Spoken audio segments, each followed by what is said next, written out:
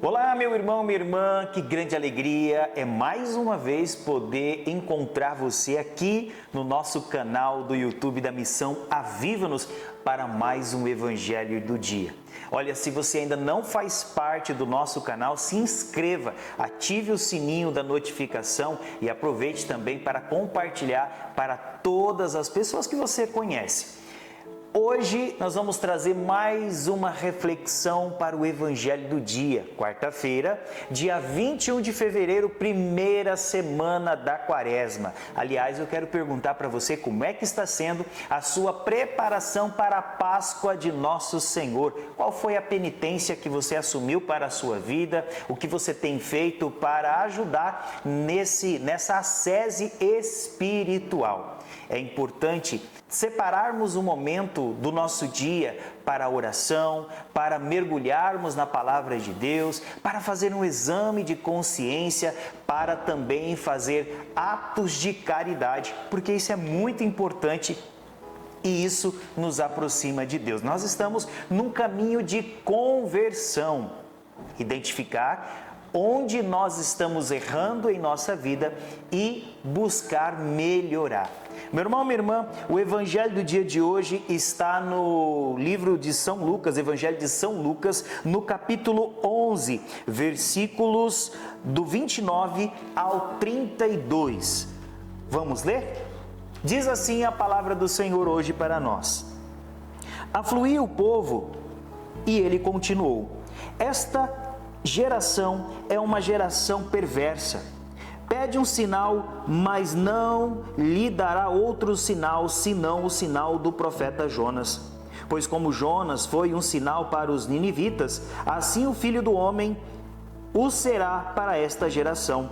A rainha do meio-dia se levantará no dia do juízo para condenar os homens desta geração, porque ela veio dos confins da terra ouvir a sabedoria de Salomão. Ora, aqui está quem é maior que Salomão.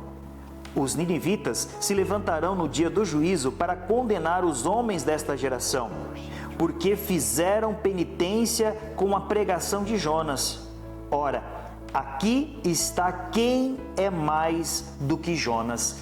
Palavra da salvação, glória a vós, Senhor. Para poder contextualizar, Jonas, um profeta escolhido, eleito de Deus, foi enviado por Deus à cidade de Nínive para poder proferir aquilo que Deus queria. Aquela cidade estava imersa, mergulhada no pecado. Então, o profeta foi enviado até aquela região para profetizar o fim.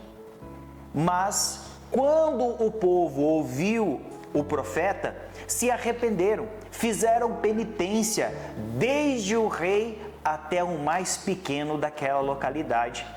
E a penitência desse povo, com jejum e oração, pedido de perdão a Deus, chegou e tocou o coração do Senhor, de modo que a condenação que estava destinada a Nínive foi revogada pelo Senhor. O que é que Deus espera de nós? O Senhor quer que nós nos arrependamos dos nossos maus caminhos, que nos voltemos a Ele de coração puro e aberto, dispostos a viver uma vida nova, uma vida coerente, uma vida digna de viver junto a nosso Senhor.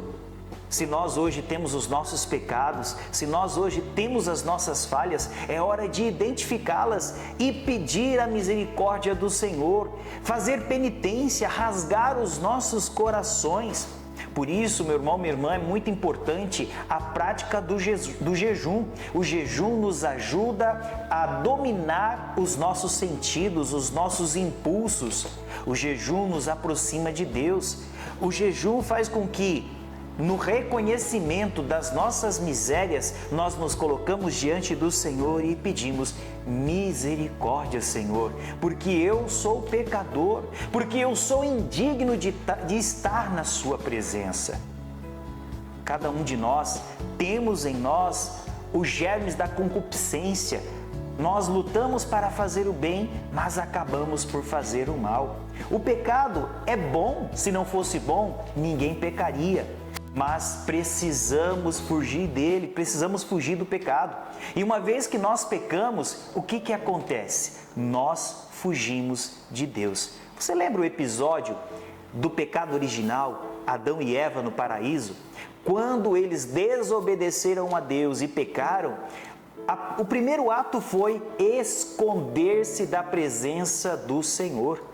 É a primeira coisa que o pecado faz em nós. Gera-se uma acusação. Nós nos sentimos indignos de estar na presença do Senhor. E meu irmão, minha irmã, que grande graça que nós temos dentro da igreja, que é o sacramento da reconciliação, a confissão. Todas as vezes que nós pecamos, não precisamos nos esconder do Senhor. Precisamos sim sentir a tristeza do pecado, mas buscar a reconciliação. Diante do sacerdote, eu vou lá com meu coração compungido e peço perdão, confesso o meu pecado e luto para não voltar a cair em tentação.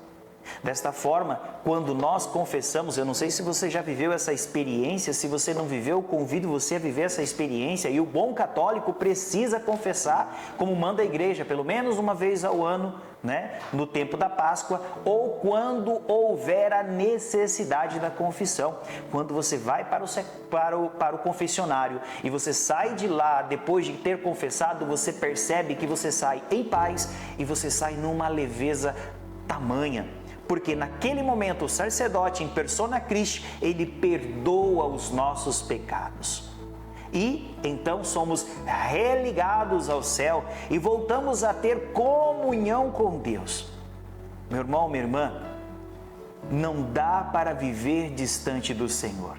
Não dá para viver um caminho sozinho, caminhando, seguindo as nossas próprias vontades, vivendo a vida de forma desregrada. Não tem jeito, nós precisamos do Senhor. Sem fé ninguém agrada a Deus. Sem fé não dá para viver.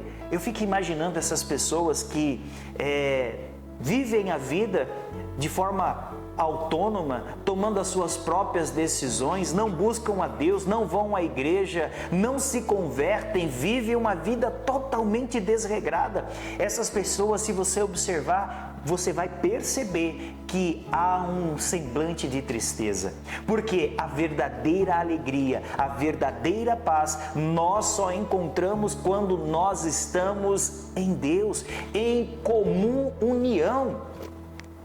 E o Senhor hoje te chama de volta, Ele te convida de volta.